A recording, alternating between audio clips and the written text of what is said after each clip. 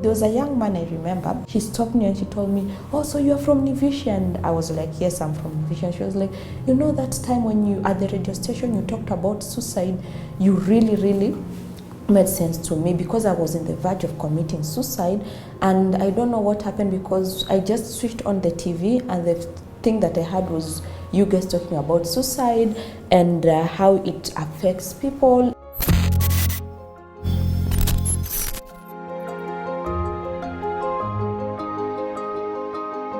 My name is Amisa Rashid Ahmed.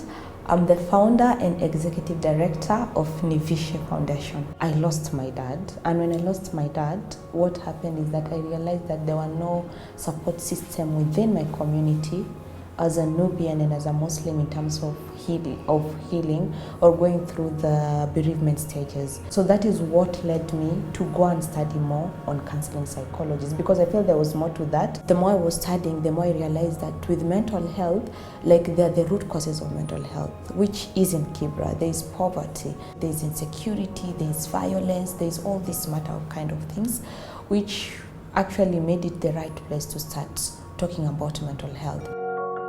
Nivishe is a Swahili word. It means to clothe you.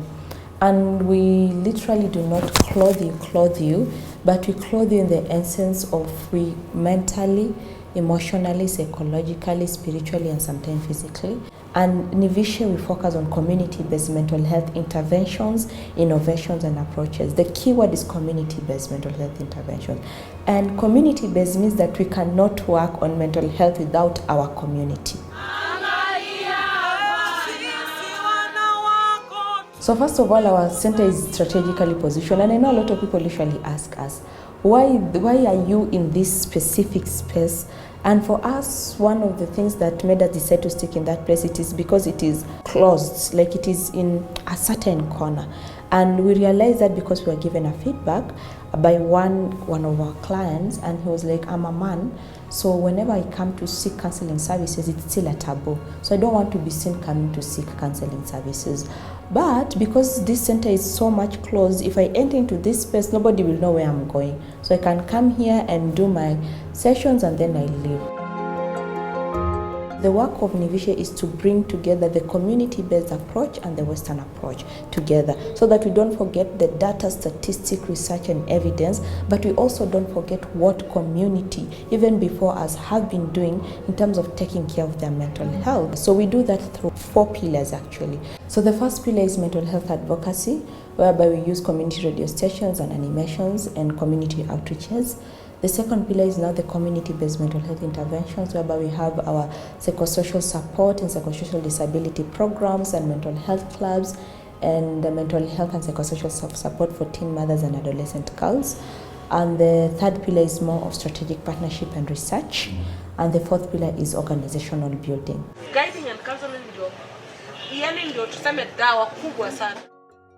Before, these girls were in the village, as in the community there, and if you compare to now, there is a big change. These girls were forced to go through abuse, like economic, physical, emotional. But now, when I went to the village and talked to these girls, did guiding and counseling, and showed them the direction to Nivishe, there is a big difference. There is some change. These girls do come at Nivishe. They are taught, they are mentored, they are trained. There is computer services. They are linked to some vocational trainings which are outside, and Nivishe do the sponsorship. So there is a big change.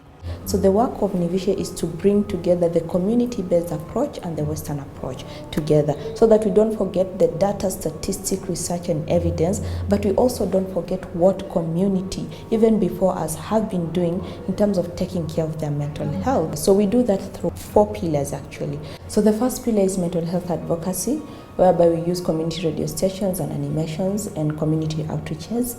The second pillar is now the community-based mental health interventions, whereby we have our psychosocial support and psychosocial disability programs and mental health clubs and the mental health and psychosocial support for teen mothers and adolescent girls. And the third pillar is more of strategic partnership and research. And the fourth pillar is organizational building. I started with community engagements. So what we did it for quite a while, the community engagement. So we decided let's approach community radio station to be able to have session to reach wider number of people in terms of talking about mental health. What we did not realize is after a while, it started picking up so much in that if I go and I walk around Kibra wearing Nivishe shirt, you'll hear somebody telling me, oh, you people of Nivishe, I heard you are talking, keep on the good job.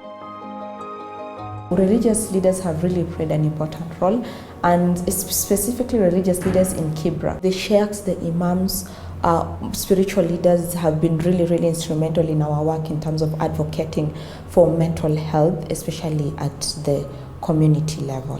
Katika program za Nivishe kuna impact. Na una impact utajuaje? Kuna yule ambaye kwamba umemsaidia, unaona amebadilika, na pia anarifaa wengine ambao kwamba wameathirika kama yeye, wanasema ukitaka msaada nenda kwa fulani, mkimbilie fulani. Ile mtaa tunaishi ni mtaa ambao kwamba inasema ni vulnerable kwa mambo mengi. Utapata kuna hizi masuala ya rape, ya GBV, gender based violence. Sasa katika haya masala ndio unaona tuna watoto wa shule tunawafulu. Kuna mentorship pia masala ya shule, kama ameathirika kiakili tunafanya mpaka anarudi shule na ana perform nzuri. We have a mental health fellowship. We bring youth from all over Kenya to go through a 4-month rigorous training to understand mental health, because we realize with our resources, small resources, we cannot be able to reach every Kenyan. And then before they graduate, they have to go now back to their community and advocate, educate, or engage the community on the mental health issues that it affects their community in whatever language. It used to be hard for me to help these girls. Nivishe has come in to help these girls on my behalf. The far that we've reached, we cannot say that we've done it alone, but with the help of all the people who have been involved in our journey. And we know that in order for us to reach to the vision where we want to be, we also need more and more support to be able to reach out there. The next 5-10 years, what I'm seeing, first of all, Nivishe we want to have a all-one center. A center whereby we can be able to accommodate teen mothers to study, go through the economic empowerment program and the mental health and psychosocial program, but the same center has a place whereby their kids can be taken care of. So basically a research center, an educational institute, a mental health and psychosocial support center that can be able to take care of people from the community. 20, 50 years to come, 80 years to come, when we are no longer there, our vision can continue still existing and continue even bigger and better than what we left here. And that can only be done when we come together as stakeholders, community members, to do the work.